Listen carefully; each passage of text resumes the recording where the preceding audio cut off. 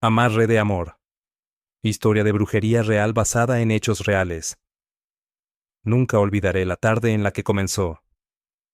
Todo había salido del campus, con una ligera llovizna sobre mis hombros. Iba acompañada de Dariela.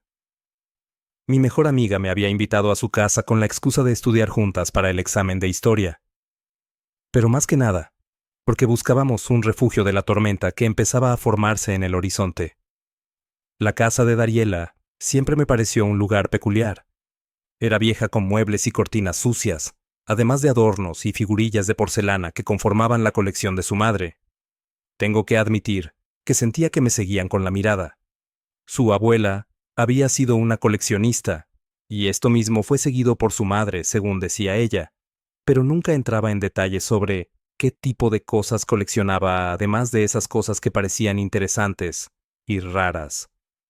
A mí me bastaba con saber que esa casa estaba repleta de objetos antiguos que parecían tener una historia oculta, y quizás por eso me sentía tan atraída por el lugar. Cuando llegamos, me llevó a la sala donde su madre nos dejó una bandeja con café y galletas. Nos sentamos en el sofá y comenzamos a repasar las notas, pero mi atención estaba en otra parte. Desde el primer momento en que entré, había sentido algo extraño en la casa.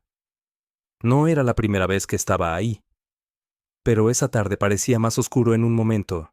Mientras mi compañera fue a buscar unos marcadores, decidí explorar un poco. No era algo que ella probara, pero mi curiosidad siempre había sido más fuerte que mi prudencia. Caminé hacia la biblioteca de su abuelo, que era una habitación al final del pasillo que siempre me había intrigado. La puerta estaba entreabierta, y la penumbra que se filtraba desde adentro parecía invitarme a entrar. Cuando puse un pie dentro, el olor a polvo y papel viejo me envolvió como una manta. Las paredes estaban encubiertas de estanterías que parecían sostener siglos de historia. Libros con lomos dorados, encuadernaciones de cuero descastado y títulos en idiomas que no reconocía llenaban los estantes. Al fondo estaba un pequeño busto que era iluminado por un débil foco, como si apenas lograra mantenerse encendido. Fue entonces, sí, cuando lo vi. Estaba en una esquina apartada del resto, como si alguien lo hubiera dejado ahí a propósito para que no fuera encontrado. El libro tenía una cubierta de cuero negro, cuarteado por el tiempo, y un extraño símbolo en el centro. Era un círculo rodeado con lo que parecía ser letras antiguas. Lo tomé con cuidado, sintiendo su peso, y lo abrí con un temblor de emoción y nerviosismo. Las páginas eran amarillentas y frágiles al tacto. Estaban llenas de diagramas, dibujos y textos en varios idiomas. Algunos eran reconocibles como latín o algo parecido. Sin embargo, lo que más me llamó mi atención fueron los encabezados de algunos capítulos rituales de atracción, conjuros de dominio, amarres y ataduras. Un escalofrío recorrió mi espalda. Algo en ese libro me incomodaba, pero no podía apartar los ojos de este. Era como si me estuviera hablando, y como si cada página me sugiriera promesas de poder y conocimiento prohibido. Sin pensarlo demasiado, lo cerré de golpe, miré hacia la puerta asegurándome de que nadie me había visto. Cuando Dariela volvió, me encontró de pie frente a la estantería, fingiendo que buscaba algo interesante. «¿Qué es lo que haces aquí?», preguntó con una ceja levantada. «Nada. Solo estoy curioseando, tienes libros muy interesantes», respondí intentando sonar casual. Ella me lanzó una mirada de sospecha, pero no insistió. Cuando volví a la sala, metí el libro entre mis cosas y me convencí de que solo lo llevaría para darle un vistazo rápido. Y nada más esa noche, cuando llegué a mi cuarto, cerré la puerta con llave y saqué el libro de mi mochila. Lo coloqué sobre el escritorio y encendí una vela, ya que la luz tenue para encajar mejor con la atmósfera que emanaba las páginas. Cuando lo abrí, nuevamente sentí que cruzaba un umbral, como si cada palabra escrita en el libro me alejara un poco más del mundo que conocía. Con los días, olvidé el libro, pero este no se olvidaría de mí. Todo comenzó como un capricho. Nicolás siempre había sido el tipo de chico que parecía inalcanzable, alto, de sonrisa perfecta, con una seguridad que lo hacía destacar en cualquier lugar. Había algo en su forma de hablar, y en cómo sus ojos parecían reírse del mundo. Eso me hacía imposible de ignorar. Sin embargo, para él, yo era invisible. Nunca fui una chica muy agraciada, y tampoco era del tipo de mujer que le gustaba. Habíamos coincidido en algunas clases. Y una vez, incluso tuve el valor de acercarme para hacerle una pregunta banal, sobre una asignatura. Él respondió con cortesía, pero nada más. No me miró como yo lo miraba porque ni siquiera me miraba. Fue entonces cuando el libro empezó a formar ideas peligrosas en mi cabeza. Esa noche, mientras estaba repasando las páginas bajo la luz de la vela, encontré un apartado que me hizo contener el aliento. Amarres de pasión y voluntad. Las instrucciones eran claras, detalladas. Y lo inquietante es que requería elementos que parecían fáciles de conseguir. Al principio me reí nerviosamente porque ¿cómo podría funcionar algo así? Pero al mismo tiempo una chispa de esperanza comenzó a arder en mí. El proceso debía hacerse durante una noche sin luna, con las palabras exactas pronunciadas frente al espejo. Prometía no solamente el amor de la persona, sino su completa devoción y su entrega absoluta. Eran precio demasiado tentador para no considerarlo. Intenté acercarme a Nicolás, en recurrir al libro. Una tarde, lo encontré sentado en la cafetería, y mi corazón latía con fuerza mientras caminaba hacia él. Fingí casualidad, y le sonreí, y le pregunté si podía sentarme al principio. Él pareció amable, e incluso educado, pero la conversación murió rápidamente. Sus respuestas eran cortas, casi desinteresadas, y finalmente me excusé con una sonrisa tensa. Me alejé de ahí con el orgullo herido esa noche, mientras miraba el libro sobre mi escritorio. Las palabras de ritual parecían llamarme. ¿Por qué no? Me dije. Si funciona, al menos me dará una oportunidad de demostrarle quién soy, y si no, nadie tiene que saberlo. Eso pensé, pero nunca se me cruzó en la mente que eso podría llevarme al abismo. Pasé los días siguientes recolectando lo necesario. El objeto personal fue lo más complicado.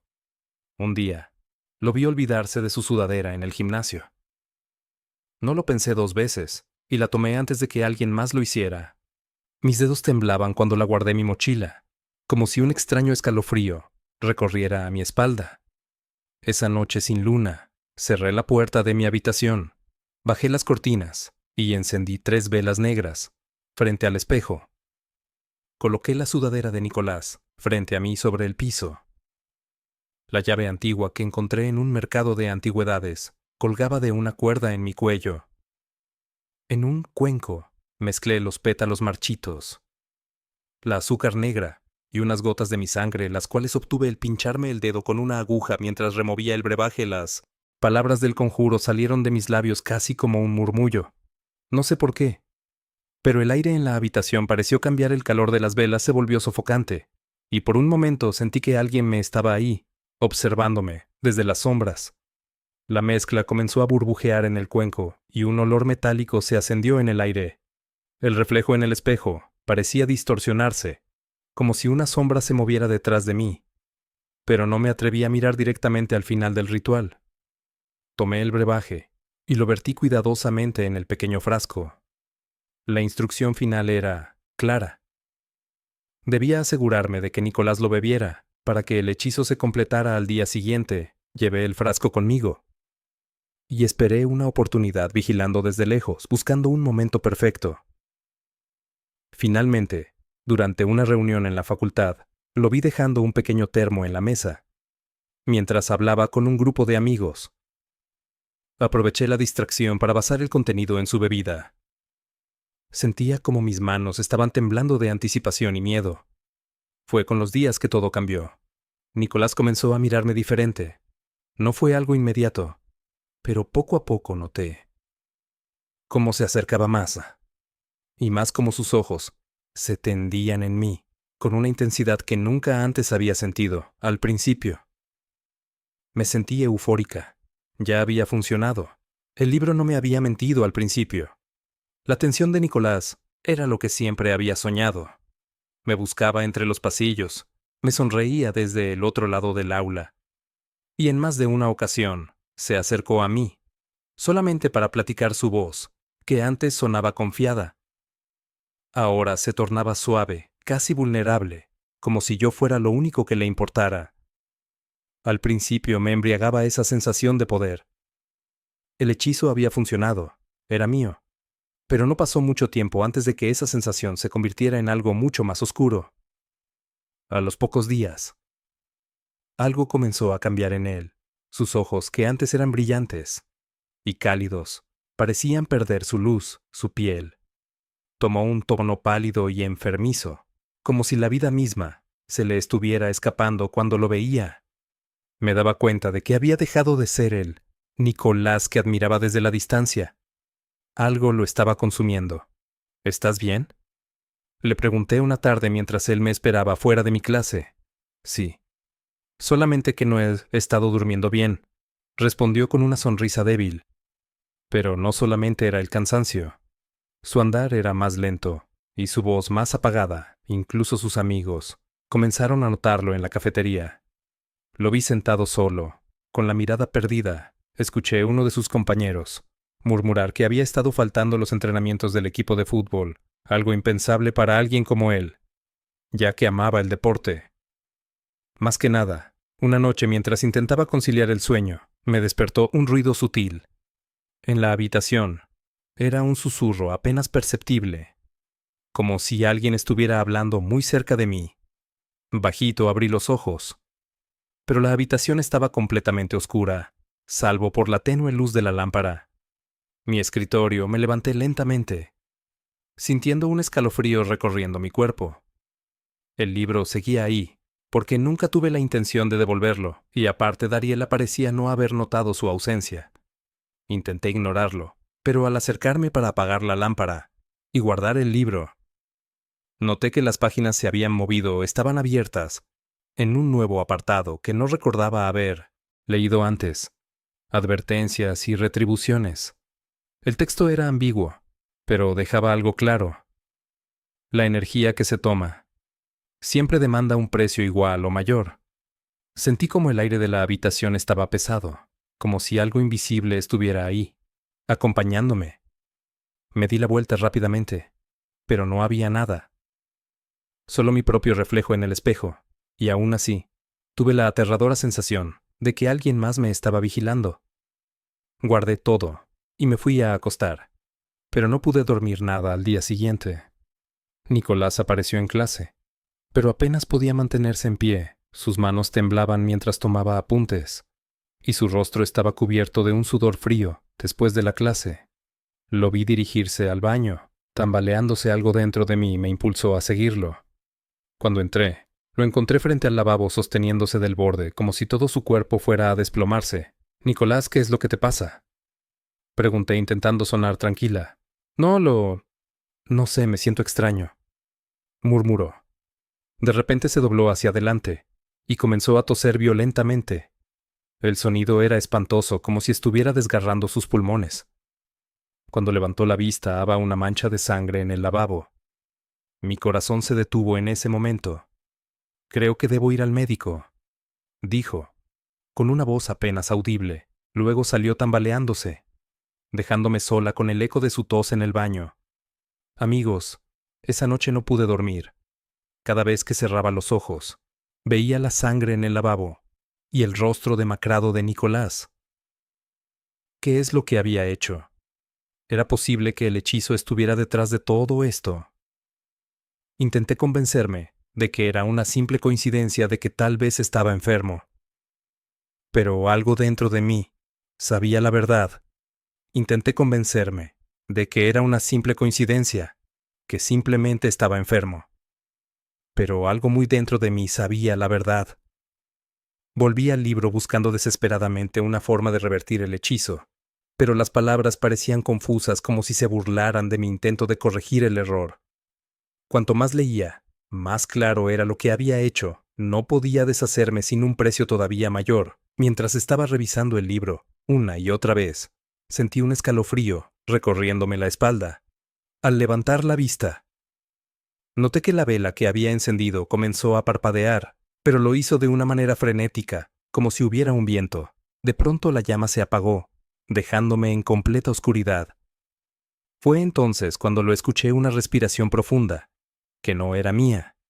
Se sentía cerca, demasiado cerca. Me giré, pero no había nadie ahí. Sin embargo, el aire estaba helado, y había una sensación de terror que me invadió. ¿Quién está ahí? Susurré con la voz temblorosa. No hubo respuestas, pero sentí algo rozando mi hombro como una caricia fría y áspera. Me levanté de golpe gritando, y terminé encendiendo la luz. La habitación estaba completamente vacía, pero el libro seguía abierto sobre mi escritorio. Sus páginas se movían lentamente como si algo las estuviera pasando. Pero era algo que definitivamente no podía ver. Desde aquella noche en que la vela se apagó, y el aire se llenó de algo indescriptible mi vida. Dejó de ser la misma, comenzó con sueños. Al principio eran vagos y confusos. En ellos veía sombras moviéndose a mi alrededor. Siempre había una figura más grande entre las sombras.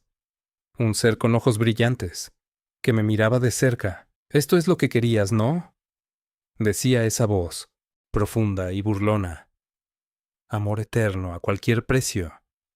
Me despertaba gritando bañada en sudor frío. Pero el terror no terminaba al abrir los ojos. Durante el día, mientras intentaba concentrarme en clase, esa misma voz se metía en mi cabeza, diciéndome cosas horribles al principio. Creí que era mi mente, jugándome una mala pasada, pero pronto comenzó a sentir algo más, una presión constante, como si una presencia estuviera detrás de mí, vigilándome cada uno de mis movimientos. Mientras tanto, Nicolás empeoraba, y apenas asistía a clases cuando lo hacía, apareció una sombra de sí mismo. Sus amigos comenzaron a murmurar que algo extraño le estaba pasando. Algunos decían que había caído en una depresión, otros que estaba enfermo de algo grave. Yo sabía la verdad, pero no podía decir nada. Era mi culpa.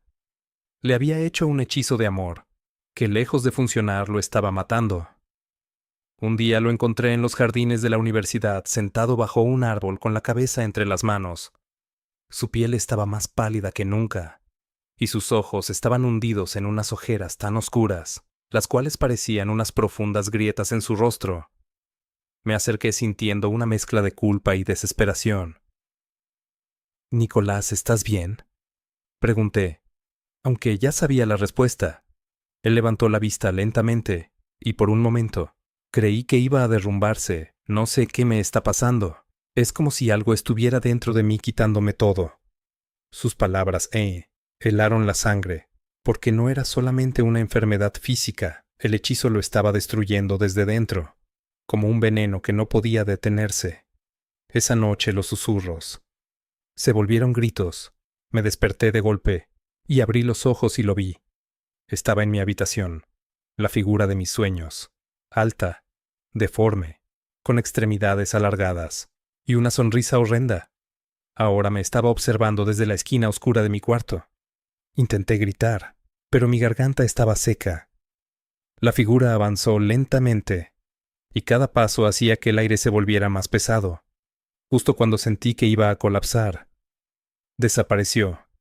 La habitación quedó en silencio, pero sabía que no se había ido realmente desesperada. Volví al libro, busqué entre las páginas una forma de revertir el hechizo, pero las palabras parecían cambiar ante mis ojos, burlándose de mí. Finalmente encontré un pasaje que hablaba de purificación por fuego. Mencionaba que quemar los objetos utilizados en el ritual podría romper el vínculo. Pero eso sí tendría un precio muy alto. Esa misma noche tomé la prenda de Nicolás, la foto que había usado, los restos del brebaje. Encendí una fogata improvisada en el patio trasero de mi casa y arrojé todo el fuego. Las llamas alzaron violentamente como si algo dentro de ellas, el tuviera vivo retorciéndose y gritando por un momento. Creí que había funcionado. Pero entonces, el aire se llenó de un olor nauseabundo. Era como carne quemada. Escuché. Esa risa profunda y burlona, algo me estaba indicando, de que no se había resuelto. Al día siguiente me enteré de que Nicolás había sido regresado al hospital. Su cuerpo ya no podía más. El veneno del hechizo que le di a beber lo había consumido por completo. Lo alcancé a visitar incapaz de quedarme al margen mientras él estaba agonizando por mi culpa. Cuando entré a su habitación casi no lo reconocí. Estaba conectado a máquinas y su piel era cera. Sus labios apenas podían murmurar palabras. Me acerqué a su cama con lágrimas rodeando mi rostro. Nicolás, lo siento. Tanto. Susurré. Pero sabía que no podía entenderme esa noche. Nicolás falleció. No hubo explicación médica para su muerte. Solo había teorías vagas sobre una ineficiencia orgánica múltiple. Pero yo sabía la verdad. Yo lo había matado. Pensé que el tormento terminaría con la muerte de Nicolás. Pero estaba equivocada. La entidad no me dejaría ir. Ahora era yo su objetivo. Aparecía en cada rincón de mi vida, en el reflejo del espejo, en la sombra que proyectaba mi lámpara. A veces la escuchaba caminando por los pasillos. Su presencia me rodeaba y asfixiaba. Y sus palabras eran un recordatorio constante de mi culpa. Me rendí y me aislé del mundo, consumida por la culpa y el miedo. Mi mente se desmoronó y ahora vivo en un estado perpetuo de paranoia. Tengo algunas cuantas protecciones que fui encontrando en el camino. Pero estoy esperando el momento en que la entidad venga por mí para llevarme. Esto que les cuento, lo dejo como una advertencia. Se encuentran cosas que no deberían tener o hacer. Déjenlas donde estén. Algunas puertas no deberían abrirse nunca porque una vez que lo haces, no hay forma de cerrarlas.